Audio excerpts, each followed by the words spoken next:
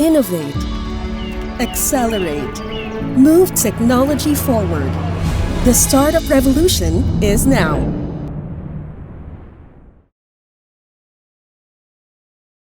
Good evening, everyone. Welcome to Philippine Startup Week 2022, Built for Durability. Failure rate in startups all over the world is very high. It's 9 out of 10, according to Fortune. Building businesses is not straightforward. You will be faced with tough decisions and you must endure. How can you design your business to stick around for a long time and one that will generate 10x or more in returns? My name is Quen Bigo, Executive Director of the Manila Angel Investors Network. We are the largest committed investors network, which was formed to enable the Philippine startup ecosystem by fostering the growth of promising early stage companies through mentorship and exchange of expertise and connecting investors. Let me introduce my panels for today. Ray Refundo is the CEO and founder of Acquire, a comprehensive real estate solution for brokers and property developers. Ray worked in corporate finance in Silicon Valley, San Jose State University, finance economics with minor in accounting. Good morning. Good evening. Hi, Ray. Thanks Hello. for being with us. Thanks for having me. I'm honored. Next, let me introduce Reggie Stella Jacinto Barrientos. Reggie is the president and CEO and founder of Unawa, a RegTech company that integrates decades worth of top legal and innovation expertise to make business clearer, more convenient, and cost efficient. Reggie is one of the founders of PJS Law and since 1997 has led the firm from a three-partner startup to a leading Philippine law firm of more than 40 fee earners today. She continues to be active in legal practice, advising clients in M&A transactions in various industries. Reggie won the coveted Woman Lawyer of the Year award given by the Asian Legal Business. Welcome, Reggie. Nice to see you. Good evening, Quenby. Hi, Ray, and good evening, everyone on online tonight. So next we have Saul Mola is our esteemed panel. Also in our esteemed panel tonight, Saul is the CEO and founder of Flower Store Group, the Philippines' #1 online flower store, and is aiming to be the largest gifting e-commerce company in Southeast Asia. Saul launched Flower Store in 2018. Prior to that, he was CFO at Lazada Philippines, which he joined in 2016. Before moving to the Philippines, Saul worked in consulting across Spain and LATAM. Saul holds a master's degree in aerospace engineering. Saul, hello. Hello, good evening, Quenby. Hi, Ray. Hi, Reggie. Very excited to be here today. And lastly, we have Mel Nava, who is in New York at the moment, by the way. She is the CEO and co-founder of One Export, a tech-enabled exporting company providing a one-stop end-to-end exporting platform to help Filipino businesses go global. Mel is an alumna of De La Salle University and the Asian Institute of Management. She has spent most of her career in the exporting industry. Mel, thank you for joining us. I know you just came from a meeting, but thank you for being with us today. Mel, I think you're on mute. Hi, Quenby. Hi, Ray, Reggie, and Saul. It's nice to be here, and good evening, everyone. Okay, so let's begin so we won't stay up too late tonight. So entrepreneurship is like running a marathon, and we all know that endurance is key. We'd like to make the most of our esteemed panel and give our audience some glimpse of how to prepare for the durability, which is an integral part to consider when embarking in your entrepreneurship journey. Wen Zhang, founder and CEO of INNW Institute, a consulting firm with a mission to empower founders to grow and scale businesses, said 90% of startups fail and 10% of them fail within the first year. So this means that to set about creating your company, the ability to survive, you have to stick around for the long term. So it's really not a sprint, but a journey. So founding partners and VC firms invest in pre-seed, seed, Stage startups which consist of five key factors: network effects, economic of scale, brand, embedding, and IB. So my first batch of questions to each of our guests. Please tell us about your startup journey. How long was your start? Has your startup been running when you started? What were your ambitions for the company? Was planning for durability even a prime goal at that time? Does anybody want to start? Okay, I'll start. So, I'm Mel from One Export. Again, we are a one-stop end-to-end platform for cross-border trade. Anything, we are able to ship and export anything and everything from the Philippines and now Indonesia to the rest of the world. So we've been running the startup since 2017. We have officially opened an Indonesian office this year, a US office last year, and our ambition really when we started was we wanted to be able to make exporting easy for small and medium businesses. That has always been the vision and mission of One Export. And I believe that we've been able to do this today, not just in terms of the way we export, but we've also been able to add certain business models. Like we added logistics last year.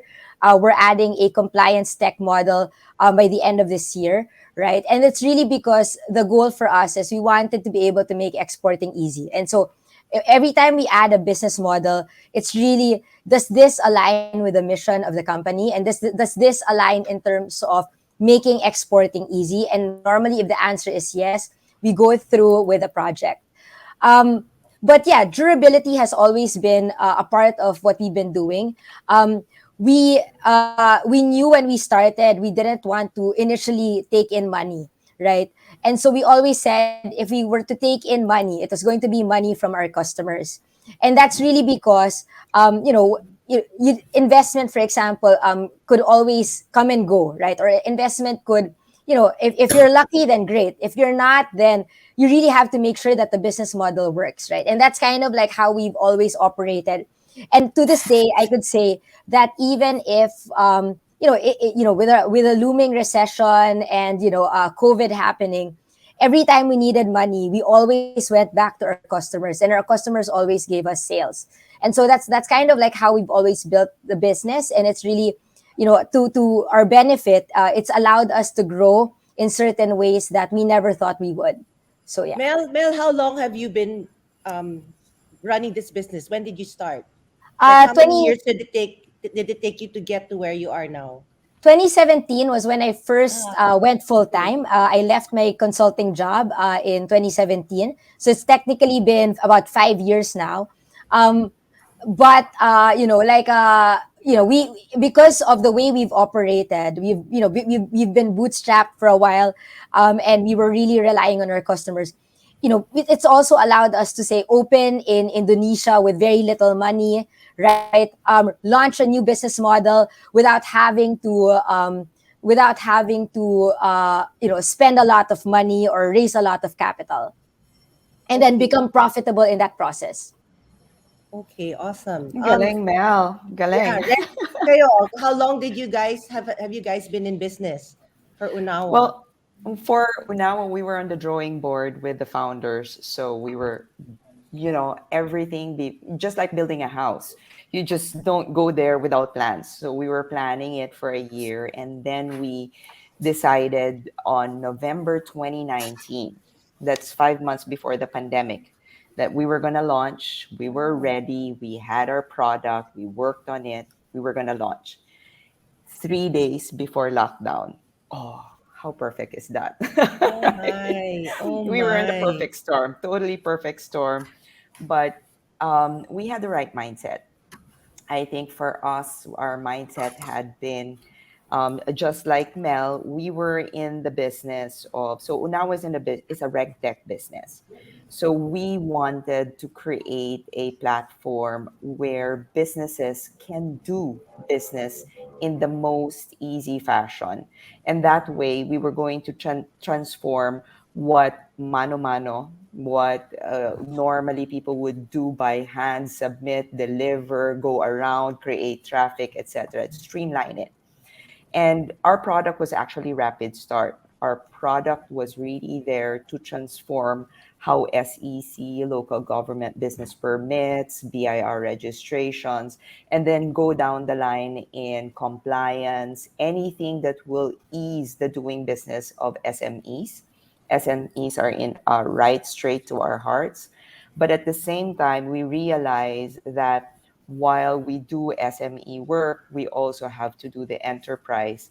And the pandemic also showed us that we had to work with government because the government also needed as much help. And if there was a greater impact, we had to be partners with government as well. So that's exactly how we've done it. Durability is part of our DNA. We're not, my founders and I are not strangers to business.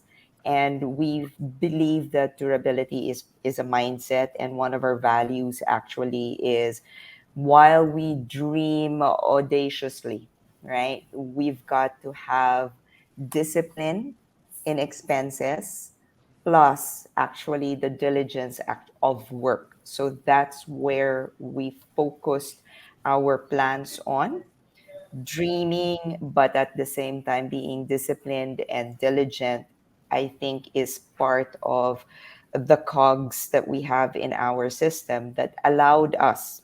Pandemic, launch, rapid start, by the way, is no longer existent. We didn't get to use it, but because we knew that we created products that we could scale. We had a technology stack available. So now Onawa actually has e-signatures, which is sign secure. You don't need to put details around and have documents going around. We also have a document management system called Forma. We also have safe forms, which allows you to enter into contracts or invoices. Everything is just on a safe form, goes into your management system. And we are soon to be able to align with, we currently have remote notarization, but we're working with the Supreme Court as well to actually have e-notarization in place. So guys, watch out for that. So wow, you guys did all that, the last few years. That's great. Ray, was durability a goal from the start when you started Acquire? Well, I didn't really have a plan for durability when I started. The plan was to raise money and then grow from there. And then the problem is we couldn't raise money in the beginning, so we had to find ways to like what Mel said, generate revenue. So technically, we launched in 2016. Acquire was launched in 2016. We incorporated in 2018 in Singapore. But I had a previous company called Quickwire, which was a payroll system for freelancers.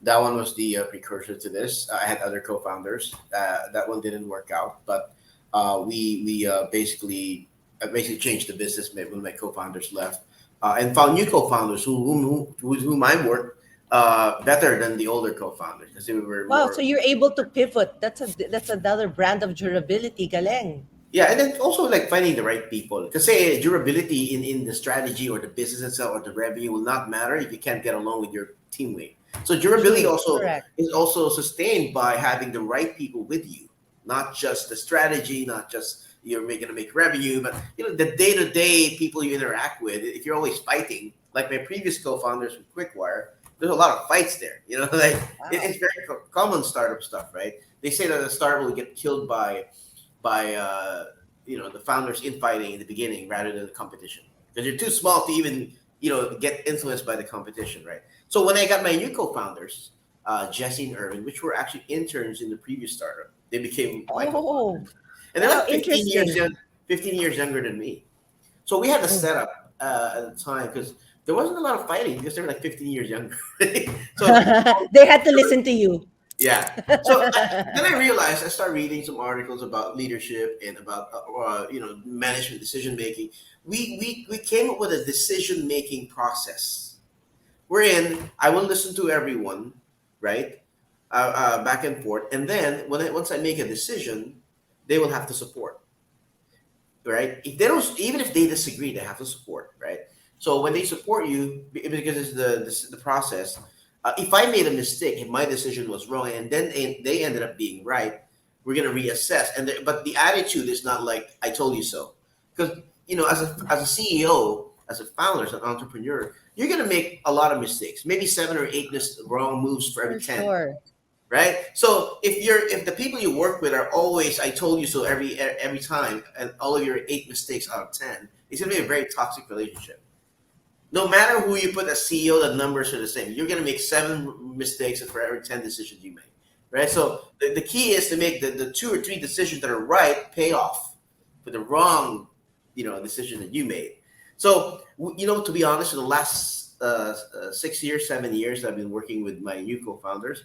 We never had a single fight Oh, about the wow. direction or money, nothing, zero. We always, it is such a pleasant word. It's so unusual. I know for a starter, but the previous co-founders I've had fight, fight, fight, fight. We didn't last a year. Oh, But wow.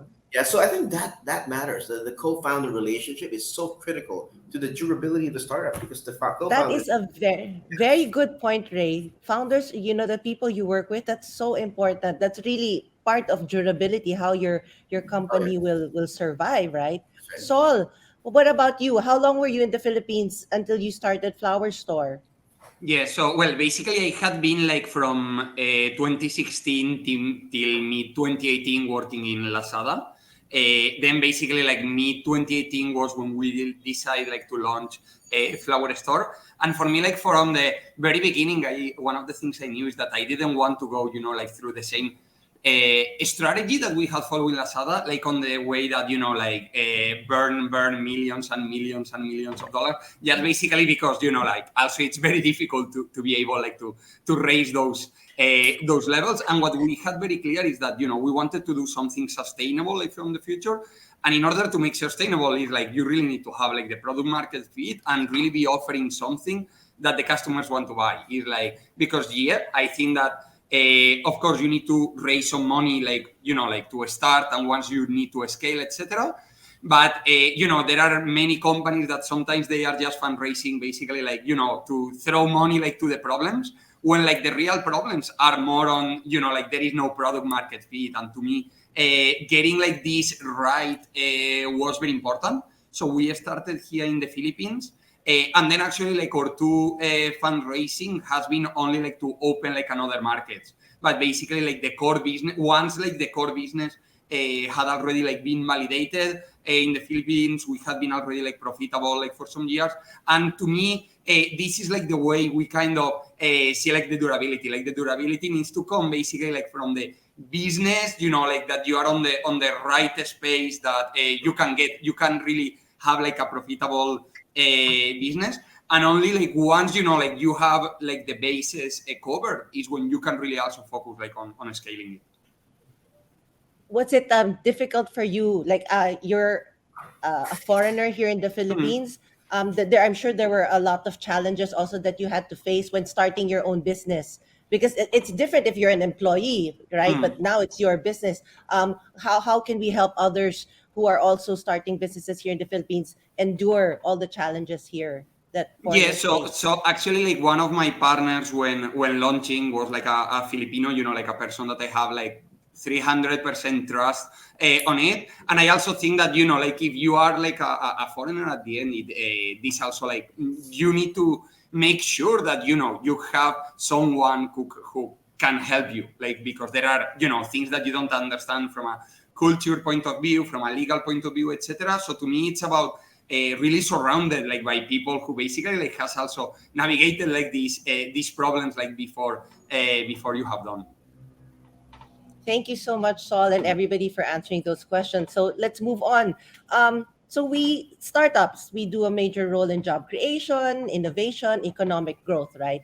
So Mel and Reg already, and also Ray have touched on how you guys survived COVID. So let's unpack that impact, right? So again, how does the health crisis created opportunities for your company and your industry, and what measures did you take and did your team take to consider to face this crisis, this pandemic? Anyone? I'd I'd like to fill the white Reg. space. Okay. Guys, jump in right after. Okay. Thanks, Reg. Yeah. So for Unawa, actually, we were quite lucky. Sometimes I'd like to say that it's better to be lucky than good, right? So we were very lucky because um, our product actually addresses um, making business easier through digital transformation, right? So we're transforming the way people are doing business. And before, it was so hard to get people to accept a signed document electronically. And then all of a sudden, with the pandemic happening, boom, everybody accepted it, right? So that was our product allowed us to see our capabilities, allowed us to see where our products can actually serve the market better. So that's for the product side. But really, for me, the COVID opportunity was the work from home. When people were locked down, and we were locked down for a long, long time, about 2 years, we were in lockdown. I felt that work from home was an opportunity because it is still possible to develop culture and know your team even if you're working from home. As a CEO, you just need to spend time to know your people, to know your team, to know them as a person, to know what their strengths are. And that's still possible even online. You just have to communicate really well. And I think the onus, likewise, on the CEO was to show everyone that even when you're in a pandemic, everything is crazy in your house, people are getting sick, family outside, you can't go out and reach out to them. You could still show a culture of doing and caring. And to me, a funny story is that as Unawa, we started growing our team later because we were doing our own sweat, tears, and blood, right? We created our team, and my COO, Gino Jacinto, even if he has a Jacinto last name, by the way, we're still tracing how we're related. So we didn't know each other at all. I only met Gino as a COO of the company more than a year after we actually started hiring him. So that was a year and a half. My CTO, I only met him 6 months after.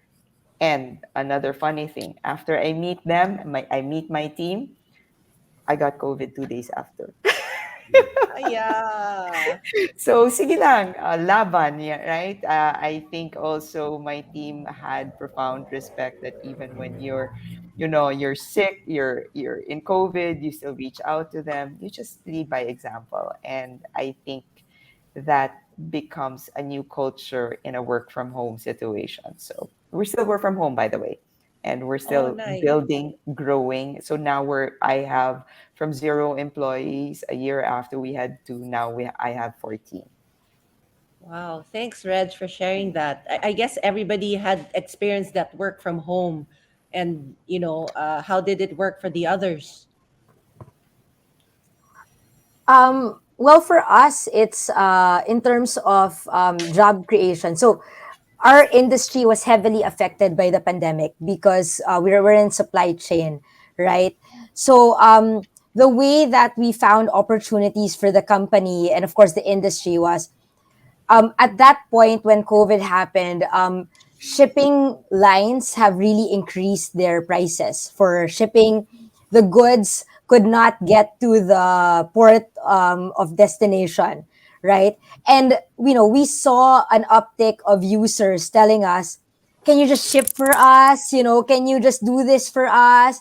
We need this, and so can you just deliver?" And so initially we did not know how to do a lot of things because we weren't used to that norm. But when we start something like when we start a new opportunity, like we started a logistics startup last year, we normally tell our first users, this experience might suck, but we will be with you. And if it sucks, we're even willing to like refund you for certain things. So, but they've been very patient with us because there was really no solution before that. And we continue to learn from our users in that way, right? So, and in the way that because we learn from our users, a lot of the people have in our team has also grown in terms of job opportunity, right? We've moved people around, changed their functions, and made it like, say, you were in sales before, you can now be in business development. You were in operations before, you can now be in marketing if it's something that interests you. So that way, we've also been dynamic in that sense because of the way that the business has changed, especially because of the pandemic, right? There were things where we knew we couldn't hire more people than a certain headcount, and we just had to be very innovative about it. We just had to be very creative about the solutions, right? And normally, like, we always tell our people this, right? We don't have a lot of money, but we have to like solve this problem because it is a problem of our customers, and that has to be on high priority. So far, it's really like the lessons maybe that we've really learned is to be very dynamic in a really unsure environment, and and then that we continue to keep listening to our customers so that we continue to grow. Thank you so much, Mel. Yeah, you really had to face those lessons because you don't nobody tells you what you do during a pandemic, right? So we all had to figure out how to make our business work during this time. Ray, Yeah, you know how what? about you guys? I've seen a couple of startups from friends. I think Mel knows some of them too, that just got wiped out because of the pandemic. Like the entire business. In fact, they were launching something, and then they just got a new customer, and they just had a new office. I visited their office. It was January 2020. I was there. We were celebrating. They just closed a big client. It's an airline client. So they were working with Cebu Pacific. Oh, They were working at PAL, and they just closed Cebu Pacific for 2 years, and they closed Cebu Pacific and Air Asia. I think that month. So that was a big celebration, and we were happy. And then March happened, and then that startup didn't survive. And it's not just them. There's a couple more others. So I always wondered what would what would kill us, like one singular event that can, and this had the potential for that. So at the very beginning of the pandemic, we started creating a strategy to reduce expenses.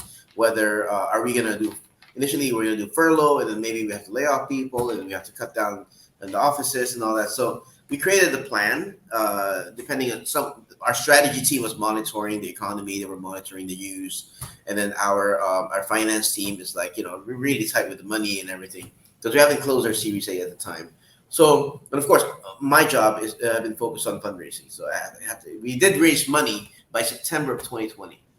So that oh one, wow. in a way, saved us. But by that time, we also started growing. The pandemic actually was bad for us in the first 3 months, but it actually turned out to be becoming better and better because more people were going online and using our system and platform. And so we made some.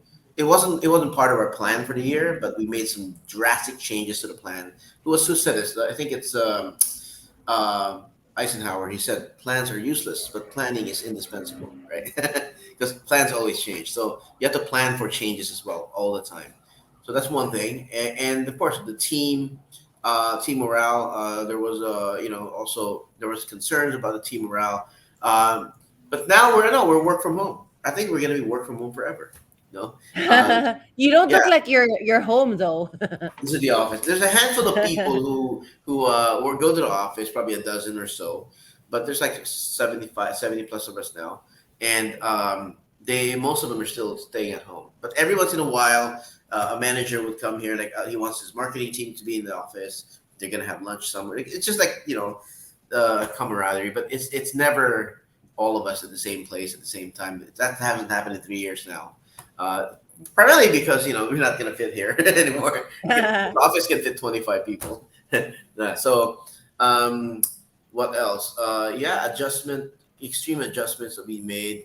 Make sure that you fundraising is important too. Right now fundraising is so difficult because the inflation and the economy and the war in Ukraine. But it's still Fundraising winter, they call it, right? Fundraising yeah, winter. it's a Yeah, we're fundraising. facing that. Yeah. Okay, Yeah, there you so go. what about for Flower Store? Yeah. How did the pandemic affect you guys? Yeah, so I will say that the pandemic, like from a pure business point of view for us, had like some positive things, some negative things. Like from the most positive side, I think like in the whole e-commerce, like there was like a push on the industry, like a lot of the people that before would have never think about buying like online. This really like helped like getting like a lot of people, just basically because like most of the people, to be honest, didn't have really like another option. But this is a lot of these people that has tried it for the first time, basically like this will continue like being later already like customers like over the time. So I think like from that side, like the whole e-commerce industry, like during the 2 years of the pandemic, have a growth that otherwise would have happened like in 4 years. It's true that now it's kind of again like normalizing.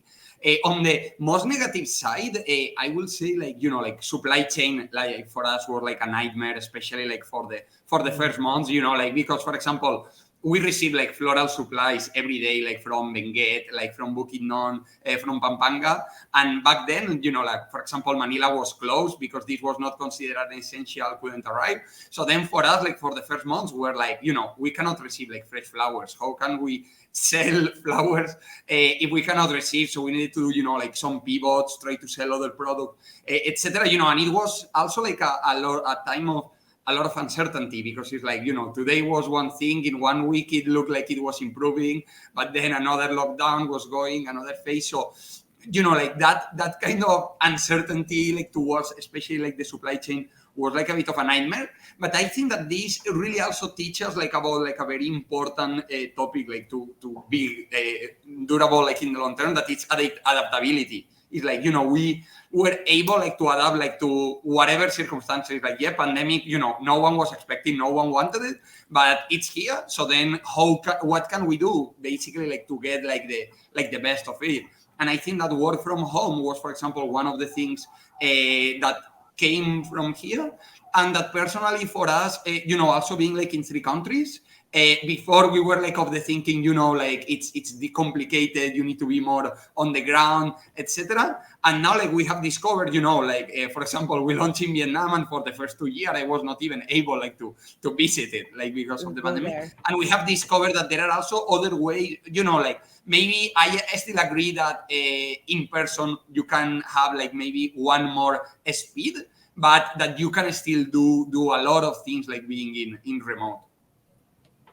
So my takeaway from all of you is really you had to face the challenge and find ways to go beyond it and work around it, because it's not something that's going to go away anytime soon. We may face another one in the future, and as startups, you guys have to find a way to work through these challenges, right? I mean that's what I'm getting from all of you. Are you guys prepared now for the next pandemic or the next whatever challenge that comes Recession. your way?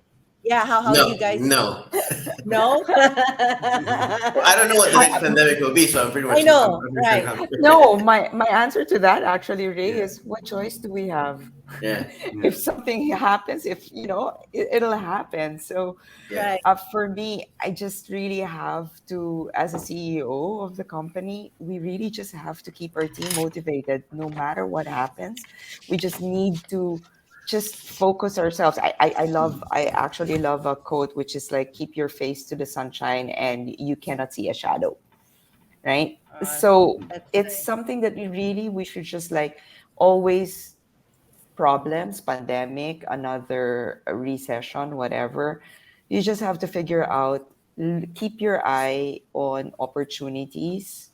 If you believe in your team, you believe in your capabilities, you know that you have a product, and we've already shown ourselves in the pandemic that we can pivot, that we can adapt, as Ray also said, he changed his business plan. As Saul also said, they'll have to find a way, see different products to sell. If we believe in our team and the platform that we've created, we just have to find another product and adjust and adapt and laban lang, move forward.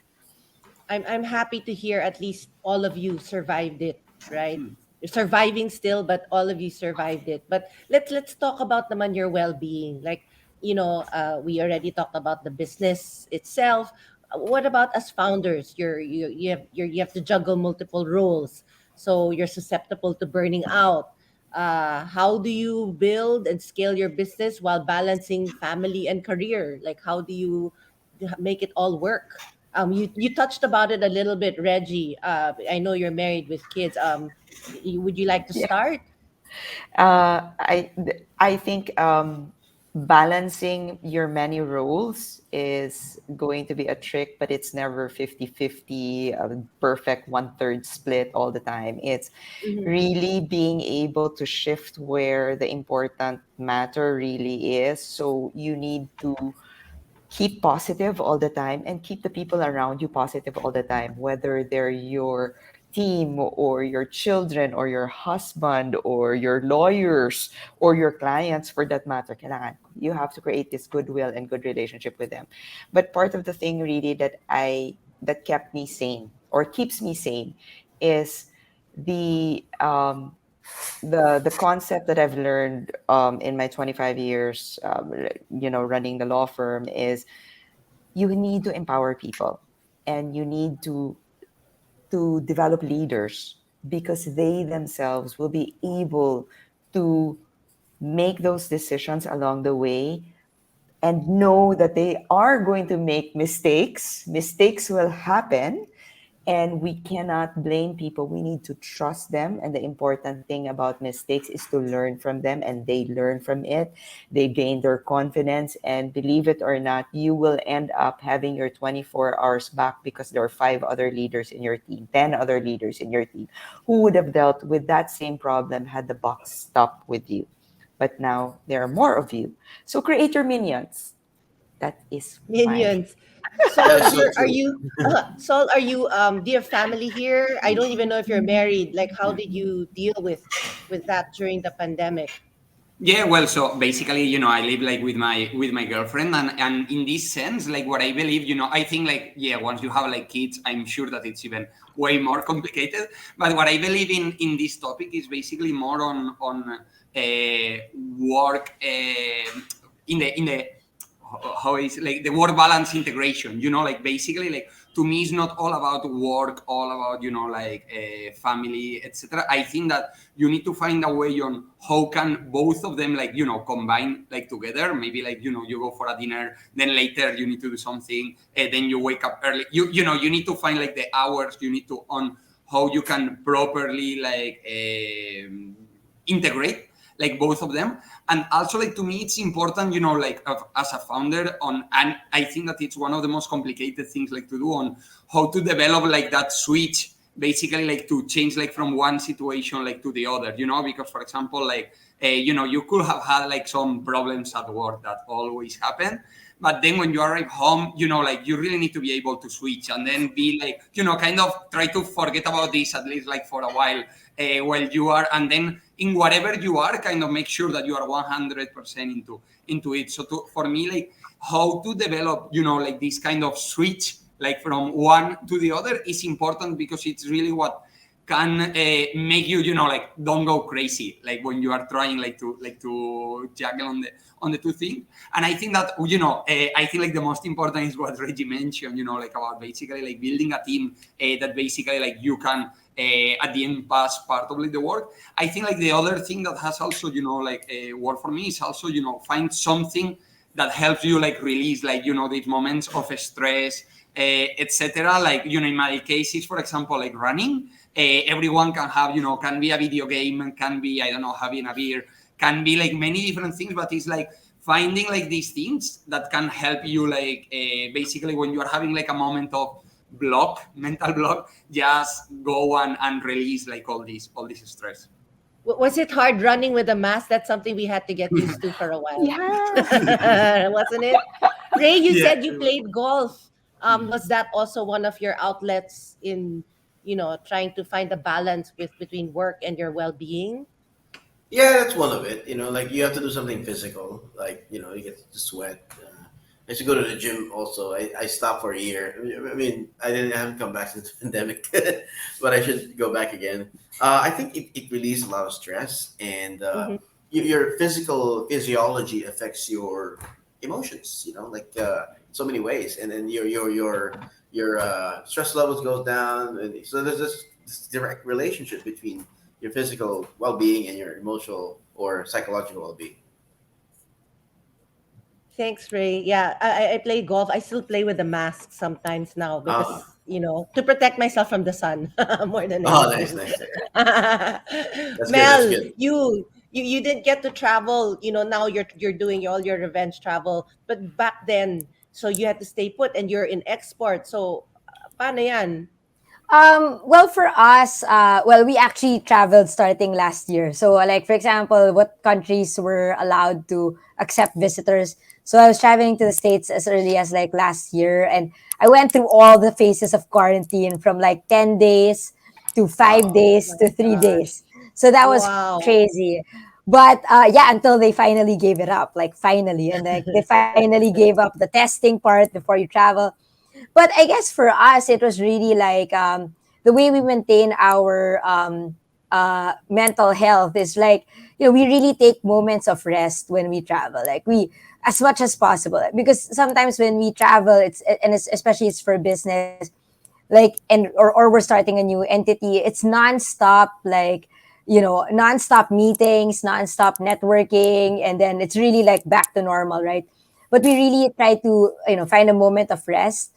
I personally meditate every day, and I exercise, right? So I've also, like, because I travel more than I stay home, I enrolled into like a class pass. And then, like, if there's like a class in the States, or if there's a class in Indonesia or in the Philippines, I normally just take that, right? So that's been very helpful also to my mental health and well-being. But it's really also, managing everyone else's like mental health, right? So for example, we really, like, if people are having like a bad day, or like if something personal has happened, we normally ask people to take time off. Like, we tell them to just drop everything, and like somebody's going to be able to accommodate that, right? So that's kind of like how we've been able to do it. Obviously, because of the work, right, there's so much. It doesn't it sometimes could take a toll, but for us, it's really important that people are okay and are happy so that they could deliver more. So was there a time, and this is for all of you, right? Did you think that, oh, I want to give up, parang ayoko na, parang this business is not for me, or, you know, has that happened? And if it has, how do you? I guess it's again another challenge, but it's a realistic question that startups, I think, always face. Like, ayoko na. What am I gonna do next? How do you deal with that? No, How never do you came to deal with mind. that? It Oh, never never. crossed my mind. Oh, good for Not you. not, Good not for this you. startup. Because I've Yeah. this is my, I think, fifth business, or fourth or fifth business. Okay, The other okay. ones I So quit yeah, all the time before 2 years, right? right. So that's So good to this, know kasi 'di ba? yeah, You can go to another startup or yeah. do the next startup. So yeah, I that's thought to good to know. myself, what if I don't give up this time? Yeah, what if I don't give up this time? And then let's see what happens. So yeah, this is the first time Right. I passed more than 2 years. Yeah, so I'm glad I did. Congratulations. Go acquire. So like you when you couldn't get flowers. That must have been so frustrating. And did you say, "Parang, what did I get myself into? I'm a flower store and I don't have flowers. What do I do?" Right? How did you Yeah. you So basically for us, like we thought like, like, okay, this may last like a few months. Like, what do we have? And for us, what do we have is like, we have the people, we have the warehouse, we have the capability and the know-how on how to do e-commerce. What there is like a lot of need in the market in these moments. And I remember that on these moments, like, like people was trying to get as many groceries like from the supermarkets as possible. There were like lines, like crazy lines, then basically like Lazada and Shopee will take like more than 1 week like to deliver. So this was really that there was an opportunity. So what we did, like, just temporarily as a side project, we created like mini mart, that what we were doing is like, we will deliver in 3 days. And the only thing we were doing is like we were listing products that they were in SNR or in Robinsons, etc. So whenever like customers will place the orders, basically like we will go like to the supermarkets, buy it, prepare like the orders, and then ship it. We didn't make any real money from it, but at least we covered the cost like for 4 months that we were not able to get the flowers. So for me, this is kind of like, you cannot really change like the macro environment. Like for example, now fundraising is difficult. Yeah, okay. This is something that is not in your control. So for us, like, we try not to worry too much about the macro aspects that you cannot really control, and then really assess like, okay, what do I have and how can I do the best out of this situation? And for me, I think that that's the key on every startup. Thanks, Sol. Mel, what about you? Did you ever think of, nako, how will I ship this to another country? So with us, it's really like when we think of like things that are difficult or hard, right? First, we're very, very transparent with our customers. We're like, we're sorry, this is happening, right? When there was like a port congestion in California and it was like taking 2 months to clear the goods, we were really like, sorry, this is out of our control. But we also really take feedback from our customers who, have been very gracious enough to tell us, we still want to use you. We just want you to improve. And so that's very, very important, that customer and startup relationship, right? But, I mean, for us, we've always also celebrated the small wins. That's kind of like why when we're faced with difficult moments, we also look back and say, of course, we're not like campante. We're not like, we don't think like, all is that well, right? But we also celebrate like versus last year, we're now here, right? Or versus last year, we were a completely different company. And now it's like, we have more people and all of that. So I guess for us, it's really like, how do we manage all of that, right? And make sure that you don't give up, because like, for example, if we gave up, right, like then like how about the customers that we serve, right? So yeah. That's right, right. Reg, what about you in Unawa? Ay kami, um, we had to really just remind ourselves that this is never about us. So kami, we didn't think about folding or anything of that sort. We just had to say, hey, we owe this to our investors. We owe this to our team. We owe this to a lot of people. So kayod lang, laban lang. And then we always had to check what was happening in the world, economics, health-wise, etc. And we just adjusted. So we were work from home, so we were safe, but we were just pushing forward longer. We had to remind each other, this is a long game. How long the game is? It's longer than the pandemic. So let's have that eye on the longer timeline than this pandemic itself. We had to have faith in science that the vaccines would come into place, and it did. So, kalma lang, kalma. In Maine, we were also lucky because since it was work from home and Zoom became, diba, everybody started using Zoom. All our meetings were Zoom. So we did gain a lot of members throughout the pandemic, and we were able to screen startups via Zoom. So everybody's presentation became better. They improved. We were able to do mentoring. Parang we saved a lot of time because of the pandemic. So for me, that's just wanted to share. That was also very helpful for us. But we had to pivot. We had to learn how to use Zoom. I didn't know how to use Zoom prior to pandemic, so we had to learn how to use Zoom. So Same thing with finally, us. I'm yeah, sorry, go. same thing with us. No, go, Reg. Our sales team, used to be able to meet 2 or 3 clients per day back then. For to close deal. These are mostly developers and BPOs. Here around Makati and DGC, sometimes in QC. We have a physical sales team. When during the pandemic, when we adjusted to just Zoom and all the meetings were Zoom, because they before they have to physically meet with them. Now they can meet 10 clients per day or more Right? because they can schedule them consecutively. Back then they would have to prepare an hour to get there, an hour to get back, and grab and all that stuff. They can only it's a numbers game. We tripled the number of clients we had in just Wow. a little over 12 months just because of our ability to close deals online, and it's amazing. So we are going to be work from home forever. And one thing I really miss about the pandemic is no traffic. It was just so Oh, easy to get from one place to the other. But of course, a lot of places were closed. But I'm just saying, to go to the hospital, to go to the And drugstore, Gwen, the there was blue no traffic. skies. The I blue skies. I super. miss the blue skies. Right, right. And even the air was cleaner. Mhm. It was just less congested and, a lot of space. So, Yeah.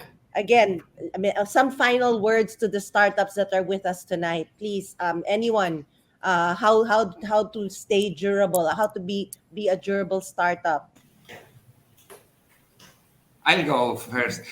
Wait, to me, just like basically like to close and to add is like, also on a startup, like it sometimes feels like you are on a roller coaster. Like there are days that you are super high and, everything is gonna work out. And then the days that you are at the bottom is like, like, it's easy kind of like to throw like, is this worthy? It's not, I could be doing like something else. So to me, it's really like about also like the journey, and make sure that you enjoy the journey. Make sure that when you are on your highs, basically like you celebrate and you take also and get that energy. When you are on your bottom, like try just to assess the situation and see like, okay, how can I do better than this, and just go like to the next level, and just like keep going at the end. Like the key, like startups, like most of the times only die like the moment like the founder throws the towel. It's like as long as basically like you keep going, it's like there will always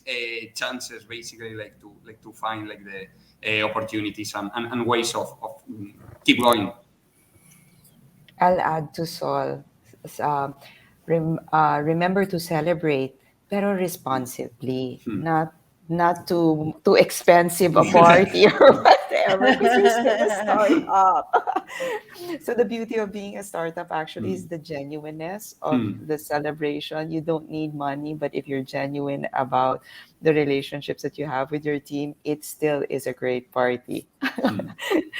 My ano lang, my parting shot would be coming from Colin Powell. So really, dreams don't happen by magic. They actually require sweat, determination, and hard work. I'll just add to what he wanted to say. I go like, if you have a board of directors already with some key advisors in place, use them. They have incredible insights to business. We're very lucky. We have main investors in our board, and I'm very lucky to have Michael Dargani. He's very kind, supportive, and strategic as well. So choose rightly who your board members would be and who your advisors are, because they can um, give you ideas, creativity, and growth exponentially. I guess like for me, like my parting words would be, durable startups really. Uh, it's a long play. It's definitely a marathon and not a sprint, as they say. It's really like, sustaining, right? So there are a lot of things that will make you sustain. Obviously, it's the business model and finding the right product market fit, right? Chasing your customers and chasing their problems will give you more benefit than actually chasing more investment. And then I guess also like, because it's also important to be durable and like sustain, right? It's really also important to look at your mental health more seriously, be able to listen to your body and to your mind in terms of like being able to manage, because if the founder is not doing so well, the whole organization feels it. So just also like take care of yourself during the hustle and the grind. So for me, it's of course finding the right team, the right people to work with. Number one, number two, of course, product market fit. The idea you must have a revenue model. So that's also very important, or else that team will not survive. Also fundraising is important. So you always have to prepare yourself to fundraise as CEO or your team to be able to handle. Like it's a separate work on its own. Like it's either you're running your startup or you're fundraising. You can't do both. So some companies don't need to fundraise. So they can just become profitable and grow without fundraising. So those are really good models that like One Export. To some extent, ours as well. We bootstrap for the first few years. So, and I was going to say to the young startup founders out there who are just barely graduating college, I would suggest you work for a startup first before you actually start your own. And see how it works and how the dynamics are and how the team works. Because it's so risky too, especially if your parents spend all their money for you to go to school and then you're gonna go to a startup right away. You're not gonna generate income. That's 3 years of no income if you're willing to risk that. Unless you came from a well-off family, maybe you can do that, I guess. But it's so hard to. It's not for everyone to do it right away. I think my suggestion is work for a startup first, and then you learn there, and then you can eventually do your own. Thank you, everybody. So Main does our little way, this session. I hope we can change the stats that, it's not going to be 9 out of 10 will fail, right? Let's make it like 6 out of 10 will succeed. And that's what Main tries to do. We want to do all these sessions, learn from the startups that we invest in, like you guys. How do we help, how as investors can we help our startups, and how can startups help other startups? I mean, that's how we try to create a good a Philippine ecosystem. So again, thank you to all of you for being here with us tonight. If you are a post MVP startup looking for investment from Main, submit your pitch deck to pitch at main.ph for our screening committee to review. If you want to diversify your portfolio to include angel investing, reach out to invest at main.ph and become part of the Philippines' largest and most active angel network. With that, good night, everybody. Thank you again to all my investee companies, and have a good time. Thank you to Philippine Startup Week. Good night, everybody. Bye. Good Good night. night. Thank you, everyone.